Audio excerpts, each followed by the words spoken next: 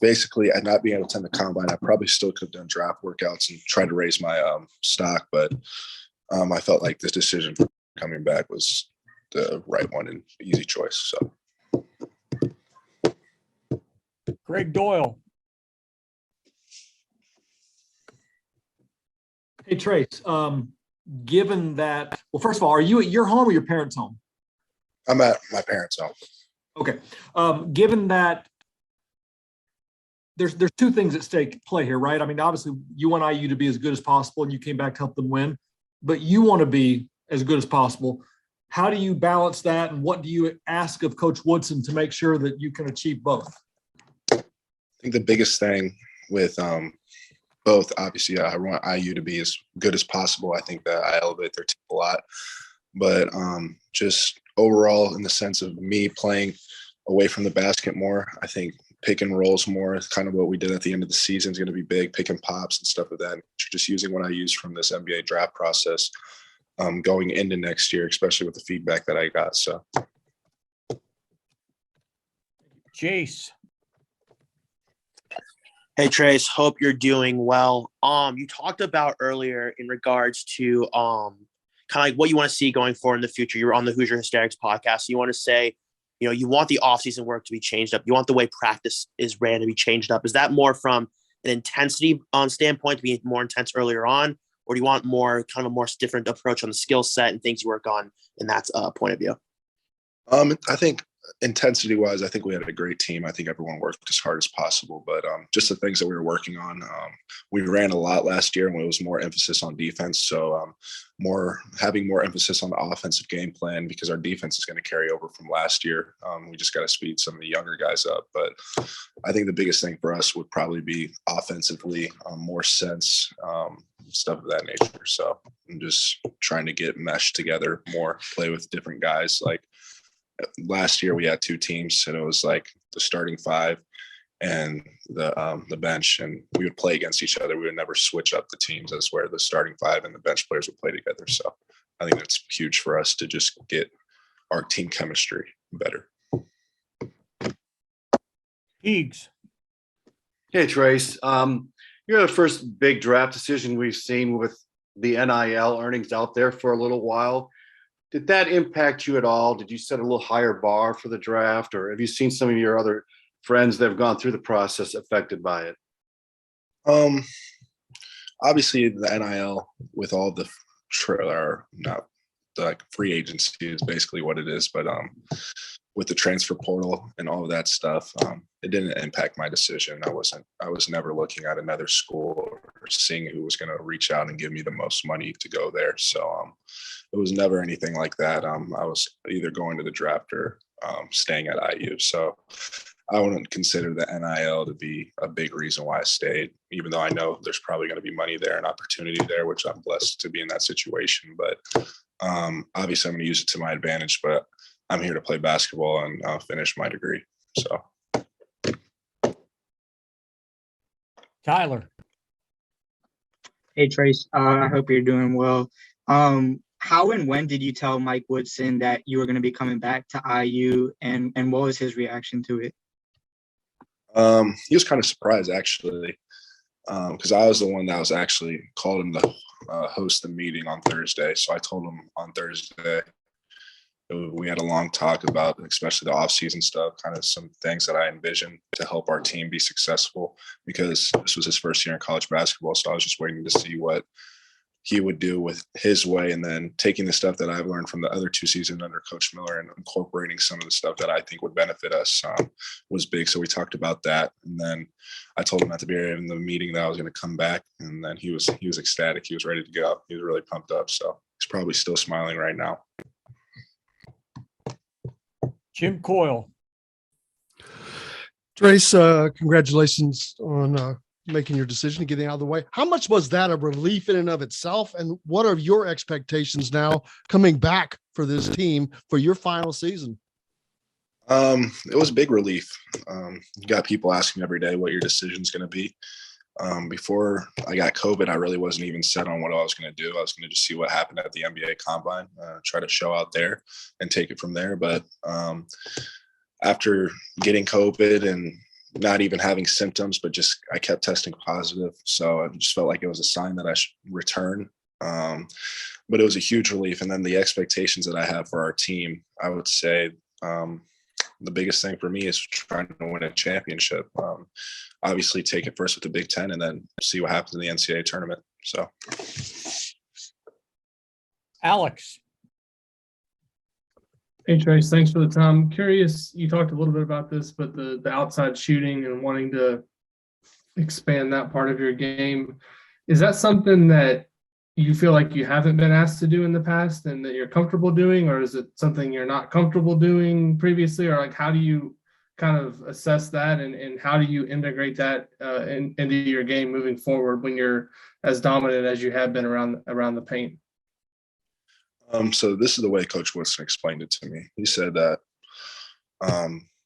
especially last year, I was so dominant on the low block that I really didn't need to do that. And it's still going to be to a sense of where I'm still going to have dominance. I'm not going to just utterly forget about that. So the biggest thing for me is just adding just a few jump shots here and there to my game. So he said I have to shoot 4 or 5 jump shots a game, and I'm still going to get 10 to 12 shots under the rim. So just incorporating it to it, especially in practice to start. So. Rab Johns. Thanks, man. Trayce, what's up, man? Hey, so when you were out there in LA, give me 3 or 4 things that you really focused on that you felt either A, you got better at, or B, you got a lot more confident at and felt like, yeah, I can take this with me, whether it's going to the NBA or going back to IU. I can really take this with me and make it an impact tool. I think the biggest thing when I was out in California, I was getting trained like a guard, ball handling, shooting, just reading movements off the dribble, catch and shoot. And it was a lot of like 2-on-2, 3-on-3, stuff of that nature to really help work on your outside game. So it was all of those components that were really going to help me in the future. So. Gotcha. Thanks, bud. Dustin. Hey, Trayce. First question, you mentioned not having symptoms. I just want to check. I mean, how are you feeling at this point? And to stick with the feedback, what else did you hear? And what did you have an opportunity to?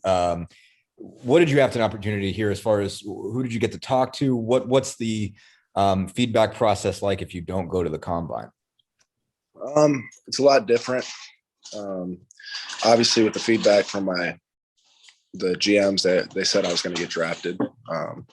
Said anywhere between the beginning to late second round. So, and then the way that I boost my stock is to shot at the combine, show them I can shoot the ball and stuff of that nature. The defensive, not just playing on big guys, but switching out and guarding the perimeter. So I didn't get a chance to do that. So it sucks, but at the same time, I'm just blessed that I don't have any COVID symptoms. And it was just, I was kind of asymptomatic. So that was good.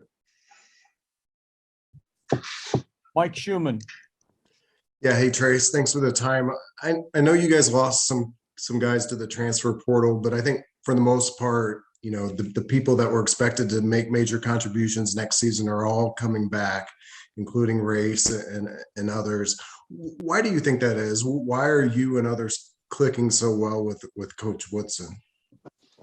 I just think Coach Woodson was just, from the beginning, the moment that he got here, he was told it's going to be a family. And I think all of the players took that to heart. We all hold each other accountable. We pick guys up, and he's the same way. He's a great coach, and he does things the right way. I asked last year, Carmelo Anthony. He told me he was his favorite coach that he's ever played for, and I can see why now. So just having that, and the leader of the head of the snake is the guy that you want, and that's Coach Woodson. And he's all around a great guy, and he has great characters. So, Kevin Brockway. Trayce, kind of following along those lines with Race coming back, Jordan, and the addition of Malik Renaud, I'm just curious about your thoughts about the potential of this front court, and even Malik being a lefty and kind of a similar game to you, if he's a guy you can kind of take under your wing a little bit. absolutely.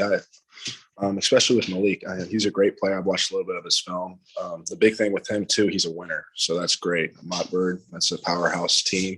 Him and Jalen coming in, they're going to make huge contributions. I have no doubt about that. They're very mature for their grades. And I'm going to take him under my wing this summer and get to work, play against him, play with him, see how he is. And we're just going to take it from there. But I expect them to be ready to play.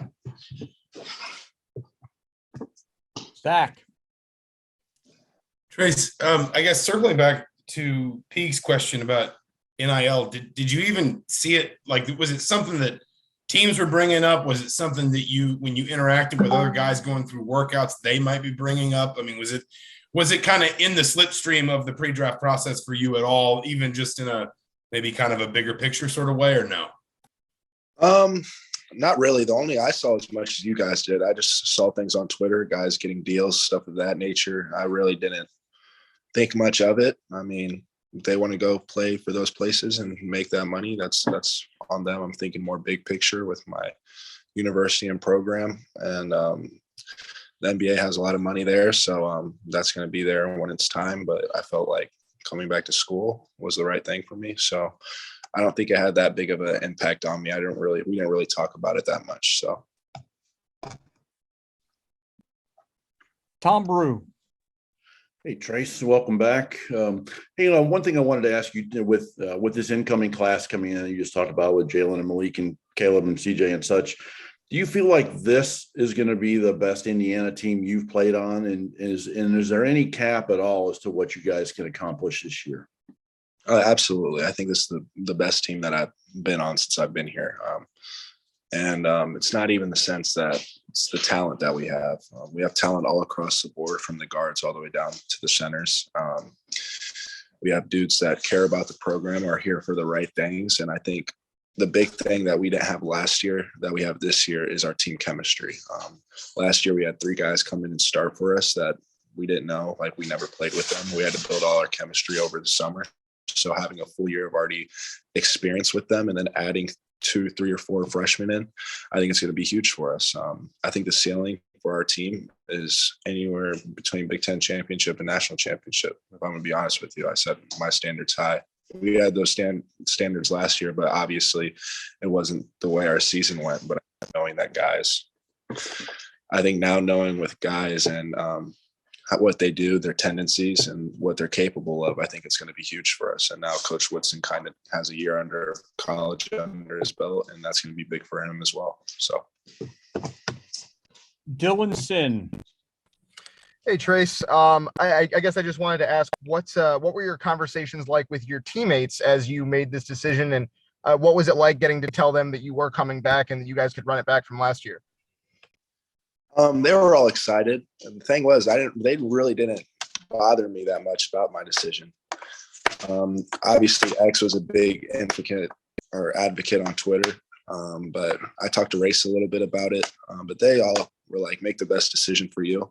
Obviously, they're ecstatic that I'm coming back. But there's all my guys. I haven't seen them in 2 months, so I can't wait to just get back down there on campus and go see them. So, but they're excited and they're ready to work. I think they expect the same things that I do. Okay, I'm going to start another round. If you want to get in on the chat, first secondary question, Bob Kravitz. Yeah, Trayce, on the podcast, you said something really interesting that you had mentioned to Coach Woodson, that if guys test positive for drugs, you want them out after their first strike instead of a 3-strike situation. Why did you feel that was something that was important to you?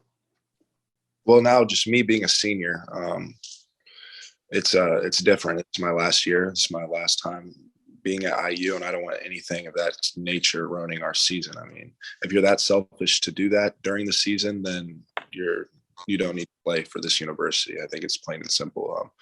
They've kind of been sticklers about it, but it's always giving chances and chances and chances. And being a team captain, I feel like we've had enough chances. We're mature enough to know what's right and what's wrong. And that's a big thing for us. I think it was a big thing in a lot of the teams that I've been on with the drugs affecting our team. So we're not having that this year. We have enough. Did you feel like it impacted your team last year? Not necessarily as much last year. I think more just getting in trouble in general. Obviously, there's things that happen behind the scenes, but I'm not really going to go into that.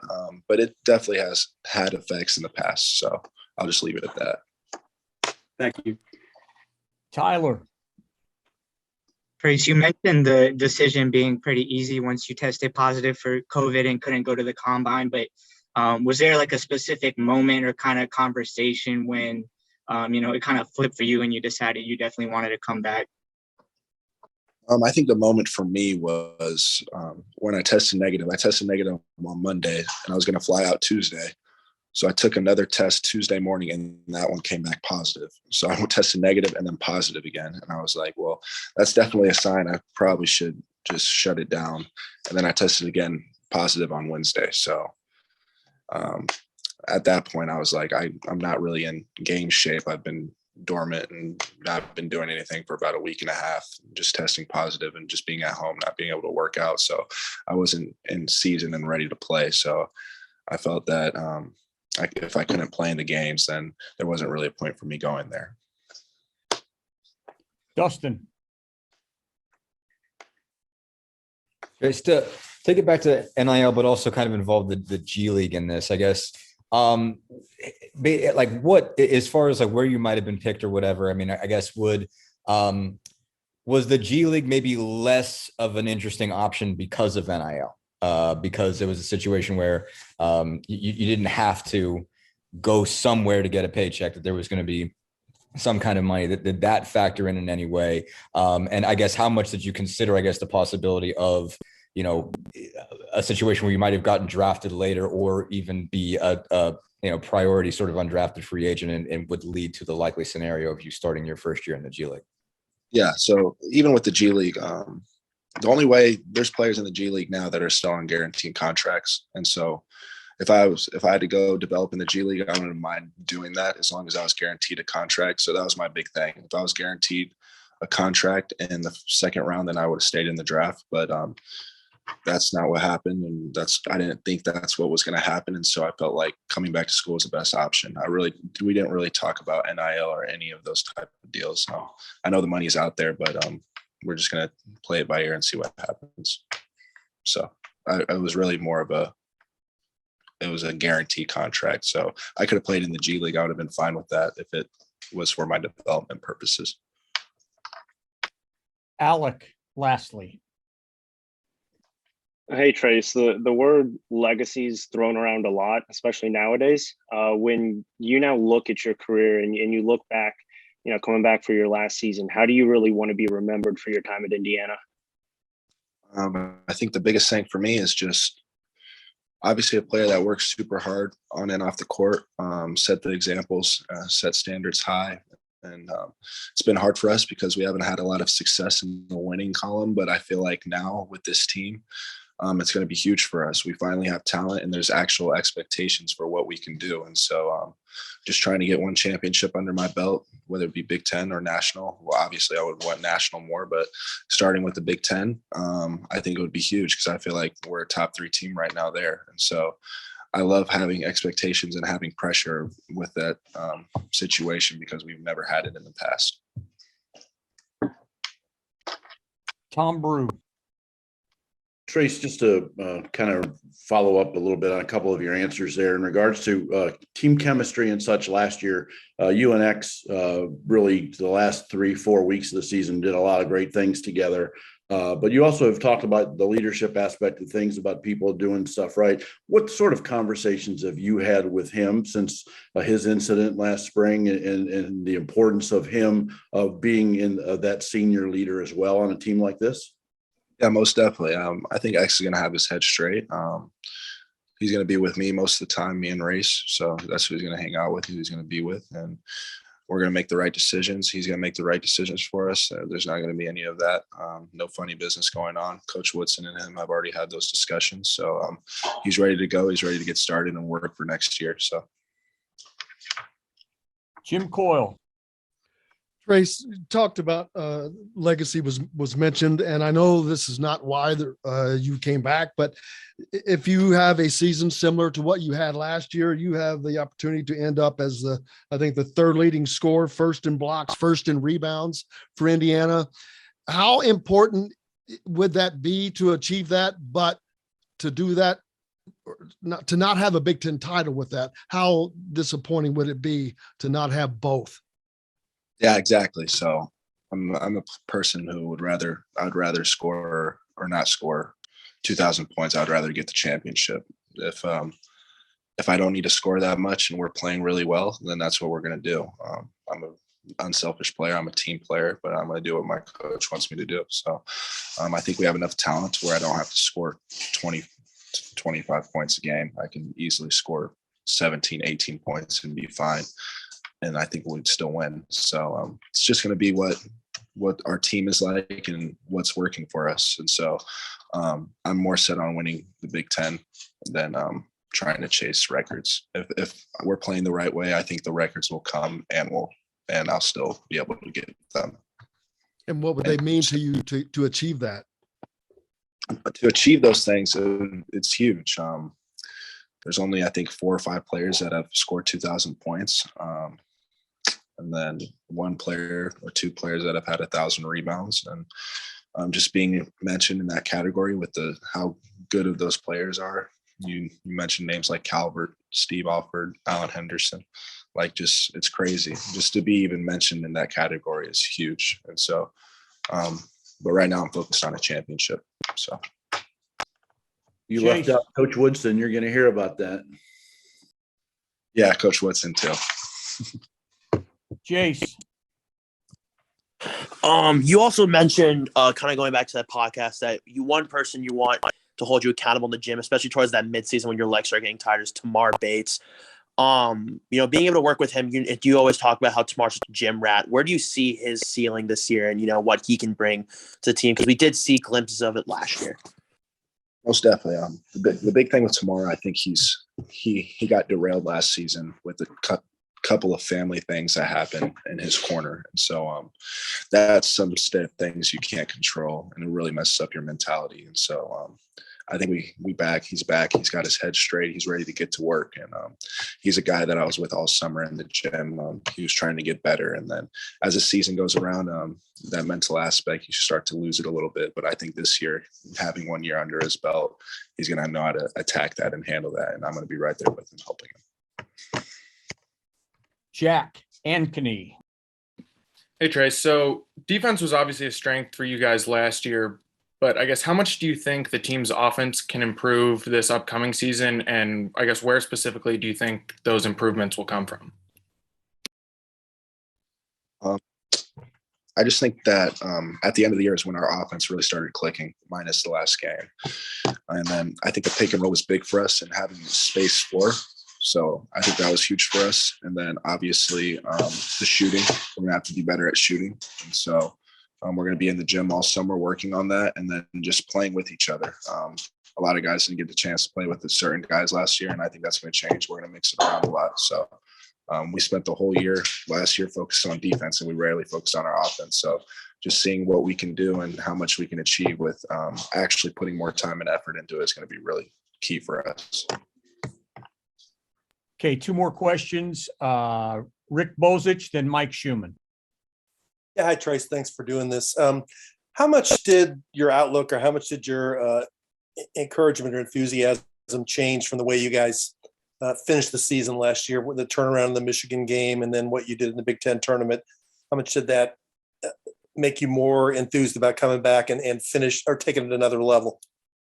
I just really think that it shows like when you're playing well, it's literally the whole state is behind you. And everyone gets excited. There's teams that I was watching when we were playing. There's teams like Michigan State. There was even other fans. I'm not going to say the names of the teams, but there are other fans cheering. So when Indiana basketball is good, college basketball is good. I'll say that. And I think we have a chance to be really, really good next year. Last question, Mike Schumann. Yeah, Trayce, just wanted to go back to your training out in California. There was a video that came out of you shooting and playing out on the perimeter, and it's hard to tell in a quick video, but it looked like you may have tweaked your shot mechanics a little bit. Is that right? And what have you done to kind of work on your shot beyond just kind of getting shots up? I wouldn't necessarily say I tweaked my shot. I think the only thing that I changed was just what the guy that I was training with in LA said. He said, when you catch it, always look to shoot first. And I think the biggest thing for me is when I would catch the ball, I would always wait and like see what to do instead of just letting it go. And so I feel like when I'm in rhythm and when I'm shooting the ball without any hesitation, it's a totally different looking shot, especially when I'm shooting it with confidence. So that was just my natural looking shot. I didn't tweak anything about it.